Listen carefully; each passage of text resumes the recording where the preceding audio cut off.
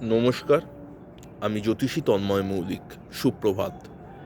আমি আমার ক্লায়েন্টদের বারবার করে একটা কথাই বলি যে আমরা পৃথিবীতে যা কিছু ভালো কিছু অ্যাচিভ করি সেটা শনি গ্রহের জন্য করে থাকি। শনি নামটা শুনলে সবাই ভয় পায় যে শনির মহাদশা, শনির অন্তর্দশা, শনির সাড়ে সাতি, শনির ঢাইয়া সবাইকে কি খারাপ ফল দেয়? একদম ভুল কথা।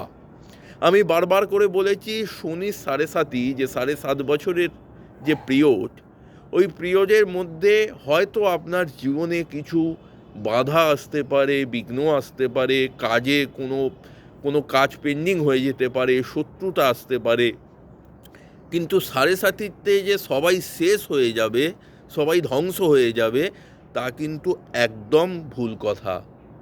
শনিকে আগে বুঝতে হবে। শনির মতো ভালো প্ল্যানেট, শনির মতো সাত্ত্বিক প্ল্যানেট আর কোনো গ্রহ নেই। আমি এই প্রফেশনে এসে যে গ্রহটাকে খুব প্রাধান্য দিই, এবং আমার কাছে যারা ক্লায়েন্ট আসে সর্বপ্রথম আমি তাদের দেখি যে শনি গ্রহ কোথায় আছে, কোন নক্ষত্রে আছে, নবতারা চক্রে কোন নক্ষত্র পেয়েছে। শনি কি চায়?